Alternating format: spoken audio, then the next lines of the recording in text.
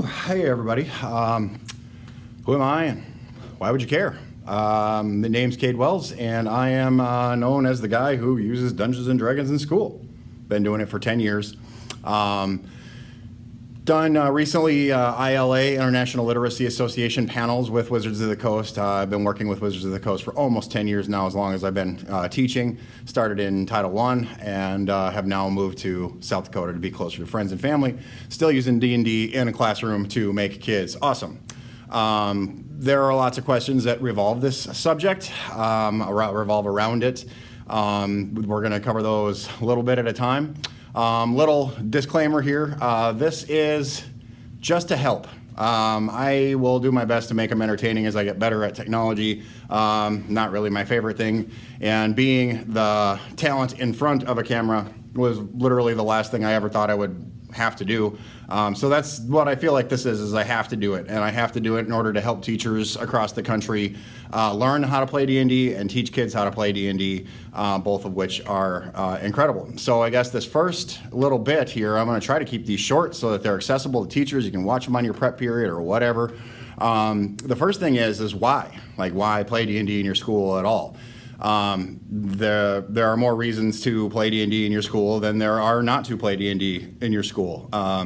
The proof is in the pudding, and I'll show you a graph here in just a minute. But this episode is going to set up what teachers had to say after I trained them. I think we had 11 teachers, and they did reflection interviews, which we compiled into a little mini documentary of 22 minutes. Their reflections as trained educators who have never played Dungeons and Dragons before was really, really revealing as to why it is a thing to use in classes.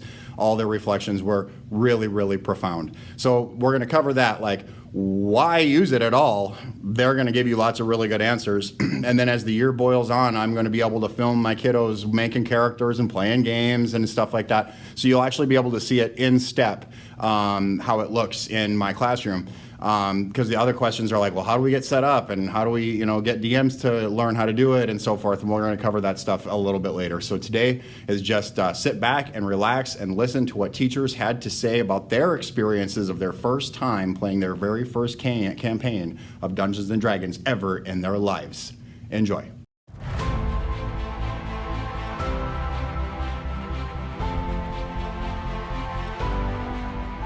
It was so funny to see them get excited and have it be something that could be an educational tool that they were excited about, because a lot of times I have my students saying, oh, I don't want to come to school, I don't care if I fail, and it's like, if they had this in their classroom, I could totally see it being something where they were suddenly enthusiastic about coming to school and trying. They have to use all of these skills that we're assessing in our classroom on a day-to-day basis, and they have to actually apply it to do this. But they're not applying it to some boring assignment that, the teacher just decided to give them. They're applying it to something that is going to have future value in their eyes, because they're going to be playing this character in the game. And so to me as a teacher, I could see how they're going to be significantly more invested in doing this and accomplishing the same goals that they would be if I'm just pushing out a boring article to them. So, for me, the educational value was clearly there. This is a lot of informational text, and I know historically when we test our kids in that criteria for the state testing, our kids struggle with that, and so that reading for information and processing informational text is difficult. So this is a really fun way to help kind of break down, well, how do we find information, how do we apply it, how do we read a chart, how do we map out a plan, how do we read data. That's all part of learning this game. I definitely have seen the enthusiasm that students bring to it when they talk about it in Mr. Wells's class, and when they talk about it in the after-school clubs and things like that. And I guess I've never met a kid that doesn't have a lot of fun doing it. And I think it just kind of naturally comes about because of all the creativity that the kids are allowed, and because of all the freedom that the kids are allowed to really kind of express themselves through their characters. That ability for the kids to kind of not have to be kind of put in a box of how they think and why they think and where they have to think. And as kids, they get that all day long in school. Of, this is what we're learning now, and this is how you're going to learn it, and you need to know it because it's going to be on a test. I think finally they have a chance to learn something that becomes really meaningful in being able to actually utilize it right then and there and help each other out and, create something beautiful and fun as they're doing it. Anybody who's hesitant to try it needs to play themselves first before they say it's not going to work in my room, it's not for me, it doesn't make any sense, has nothing to do with education. Try it one time. So the stigma is something that we have to make sure that we overcome, because once people understand what it is, they grab onto it. An example that I'm going to give you is that early on in Mr. Wells' time at North Middle School, we had a couple of parents that heard that he was going to be playing Dungeons and Dragons with the kids, and they were like, whoa, wait a minute, I don't know what this is, I don't want to do this. And the beautiful part about it is that they gave him a chance. He talked to them about it. He communicated with them what it was, why we were doing it. And then as soon as the parents started to see the growth that their kids had, socially, on standardized assessments, in every single content area, nothing but positives. Those parents grabbed onto it, they've latched onto it, and after 3 years of being in this classroom, the parents love him, the kids love him, the parents love the game. They're even organizing outside school gaming sessions during the summer, making sure that this growth continues.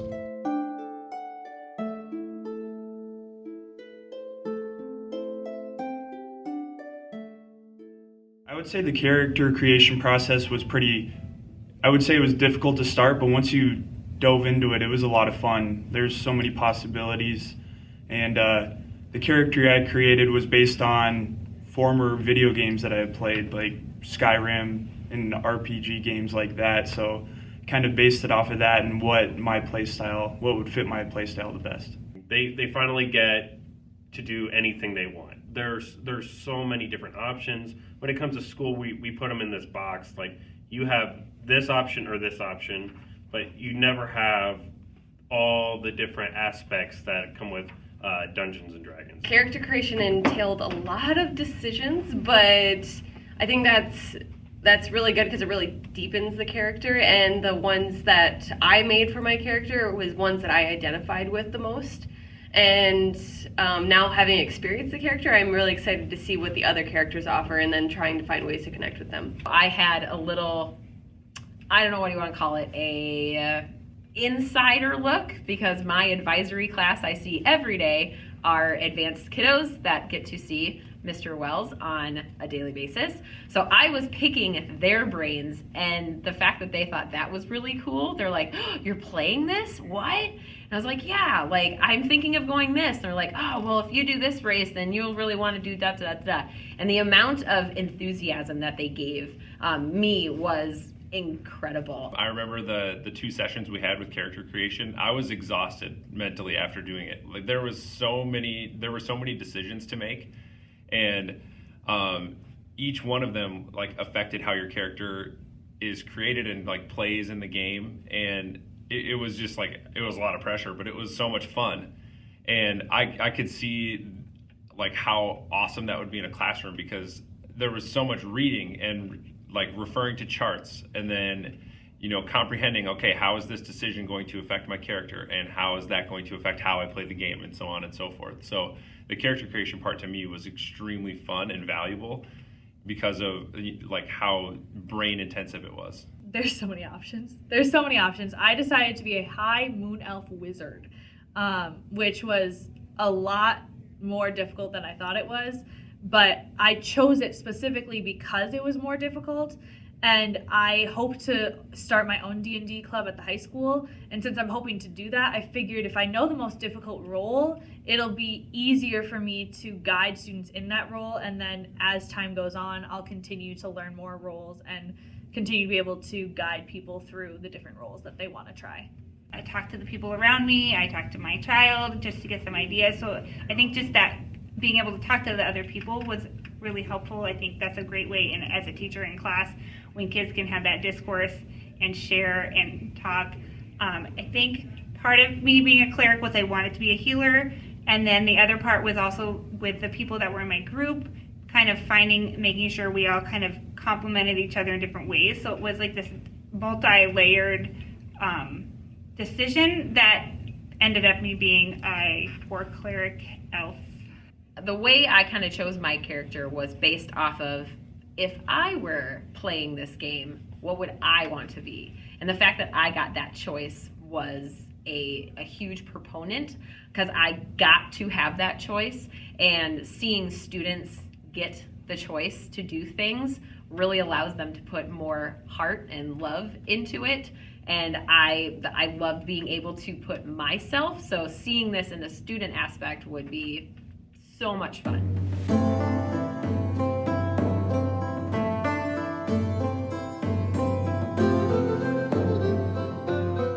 Taking a risk can be difficult in education, particularly in today's world. Educators are constantly under scrutiny. Educators are constantly being asked to do more. And the reality is that the most effective instruction happens when it occurs naturally, when it occurs organically, when we're able to be ourselves in the classroom. Because at the end of the day, what is education about? It's about building relationships. It's about connecting with others. And this game facilitates that for not only students, but staff, administrators, the entire learning community.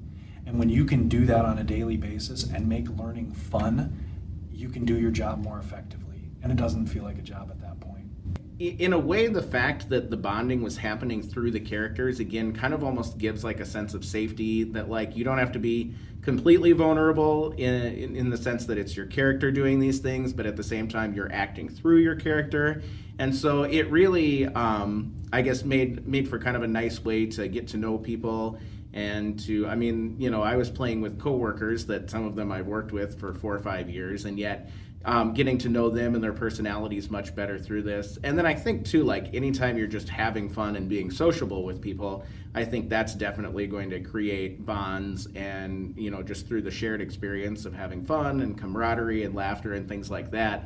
It definitely would be a bonding and a team building experience for kids. Especially when you've got a group of kids that don't normally interact, being put into a situation where they've got a common goal or a common task, and they're all working together. They form relationships in class, and then, you know, seeing each other out in the hallways, they're going to say, hey, nice job doing the thing. And I think it helps that, you know, overall school culture, communication, and being able to connect with people beyond just what you're doing with them in the classroom. It is absolutely rewarding, you know, even especially with students who might not hang out a lot together in other classes. I mean, they're fighting bugbears and really getting into it as a team. Not only that, but when it is your turn, you have to think of the whole team. It's not just what would my character do, but how would my team think about this? Am I helping? Or maybe you don't want to help, but it definitely is all part of relationship building. Whether they're working or whether it's another classroom, they're going to have group activities, or they're going to work with other people that are going to have different set of skills, and being able to match, like, complement each other with their different skills will be very helpful. And recognizing that now is definitely something that's going to be helpful for them in the future, kind of seeing like, okay, what can I bring to the table? And what can you bring to the table? How can we work together to make this end goal work? Doing this game would honestly give the opportunity for students to integrate into different groups. And I think that when they integrate into different groups, the best part about that is that it can create a much better atmosphere in your school. It can foster an atmosphere where you're able to completely be yourself and be accepted. And that is something that is very rare, especially in the middle school and high school grades. I was definitely at a table with some other teachers that I usually don't interact very much with, but then by the end of this, we were laughing at each other's jokes. We just knew who each other's characters were, and I think that first table read really helps break the ice for that. I think I grew when I first started playing with them, because it just helped me like connect more easily with people and be open with just talking and being myself. It's a really enjoyable game to play with your friends. It helps you create long-lasting friendships. It helps you connect with people that you wouldn't usually connect with. So it's just really fun.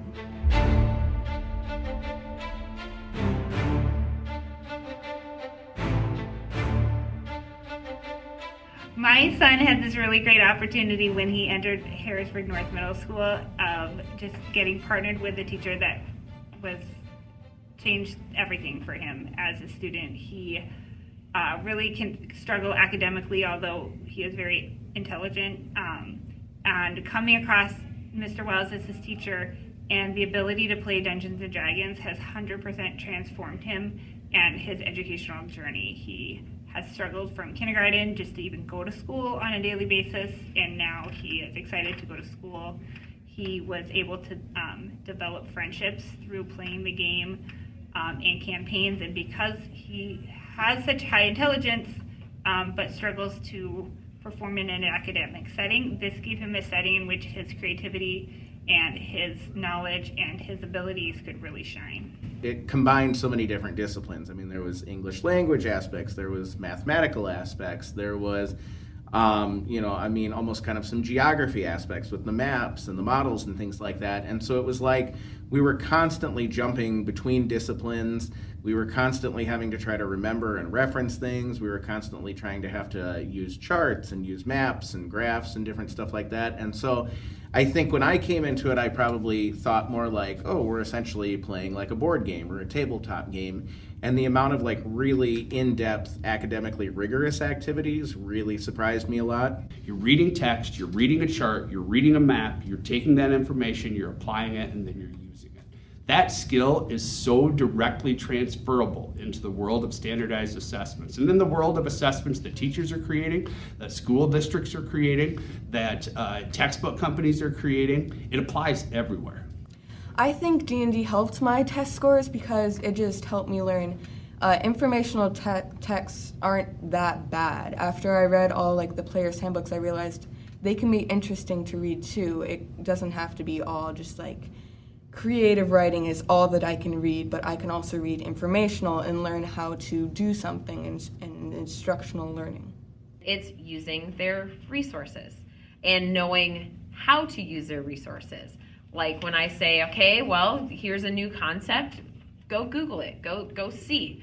Because eventually these kiddos aren't going to have someone, holding their hand all the way through life.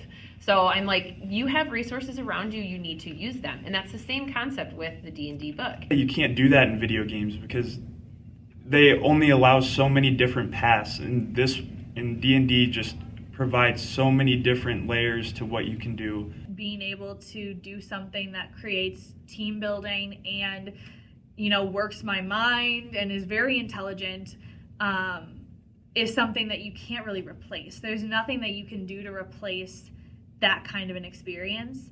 As educators, the best thing we can do is provide the skills that students need to be effective communicators, to be able to think critically, to be able to work with others, to be able to face challenging situations that maybe push them to be outside of their comfort zone.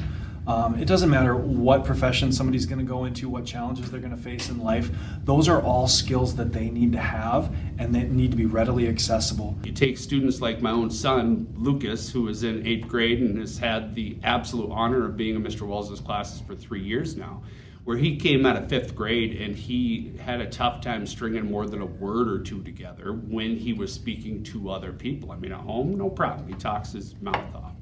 But now, this kid, he goes into a room and he is just pop, pop, pop, pop, pop, firing them off. He is using the skills that he got for speaking, listening, and interacting with his peers every single day. Like I said before, the growth has been exponential.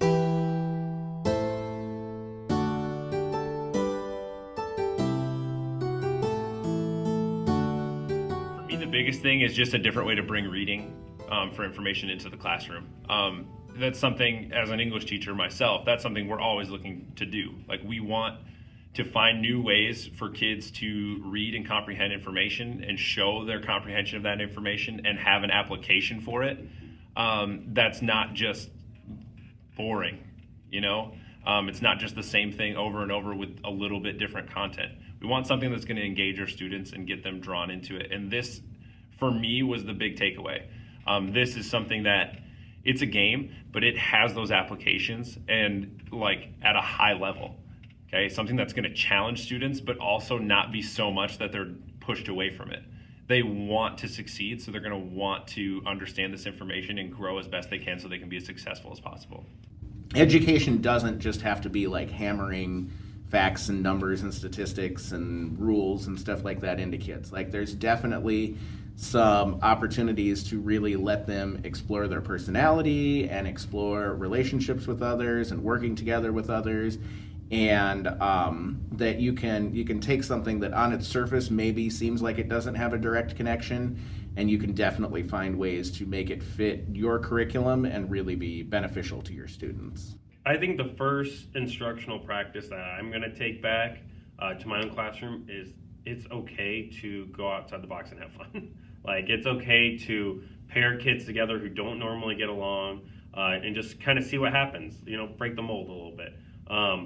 I think that just trying new things is so great from this. I got to learn something new, and that's fun to me. I'm a teacher. I love learning new things. So I'm gonna miss the time that I get with my colleagues. I found incredible value and very easily measured skill sets within the teachers that partook in the professional development. Because number one, they were exposed to, particularly the members on the team that Kade serves on. They were able to see what the kids were doing within his class, whereas, oftentimes being in a classroom, you're isolated, you're kind of an island, but taking that professional development lets them get in the mind of Kade and in the mind of the kids, and lets them see why the engagement in his class is so incredible.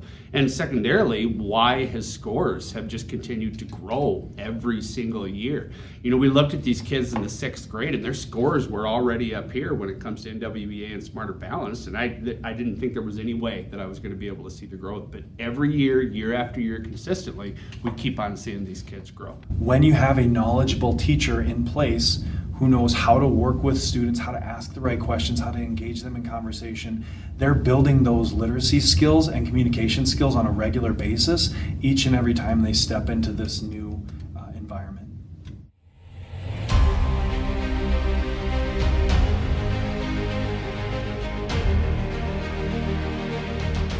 Most surprised by just the amount of things that you could do with it in the classroom.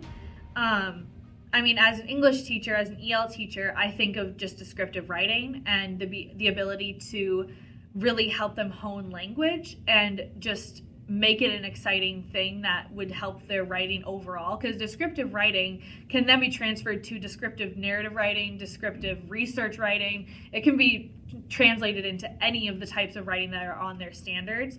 But then even doing math is there, doing all these different subjects is there. So I think that as far as how I see it as an educator, I think there are an endless amount of possibilities that you could use it in the classroom for. Your kids that might be more fly on the wall type kids that don't really speak up during class, this might be something where they really excel at, and so they take over more of a leadership role that you wouldn't expect out of them in any other class, and maybe humble some of those kids that are chatty and try to take over the conversation. And so you can see that role reversal. I could see that happening. By the end, I was ready to kill some goblins, and I was ready to huzzah, make my way through and speak up more. And from a teaching standpoint, when you have that kiddo that sits in the corner and doesn't really say a whole lot, and they're kind of immersed into this game that allows them to do more than just a game, become an amazing person that they are. It's just kind of tucked away, or a student that they are. It allows them to have that highway to become that person and that student. I think it was really enjoyable to be in Mr. Wells' class and just be given D&D to play with, because I was surprised at first because I thought, this is game, how is it supposed to help me in real life? But I realized it really teaches you problem solving and how to work your way around issues with people and how to just work together as a team. It was really surprising, but it was fun. As someone who's never played it, I had no idea how fun it could be. So I could see how kids would really relate to it. But then under that layer of, oh, we're playing a game or we're having fun, they're making decisions on their behalf, on the behalf of a group. And as educators, it's that critical thinking piece that is so hard to teach, that we're constantly trying to grasp for, and we're constantly trying to get kids to be able to think and process and plan ahead for other scenarios that aren't yet there. This culture building is just fantastic. I did not know what to expect going into this experience, playing with coworkers, and but even for me, I came in a little close-minded, but then by the end, I was like, this is cool. I did not expect this to go as great as it did, and it was an awesome experience. It was fun, and the camaraderie. It was such a good thing, you know. Get done with in the middle of the school week. It's kind of dragging. You're feeling it. Boom, Wednesday hits. We have Dungeons and Dragons after school. It's such a good time, and like, you know, tired, exhausted. Once we got in here, we got rolling. No way. It was fun. That was the fastest hour and a half of my life every single week, guaranteed.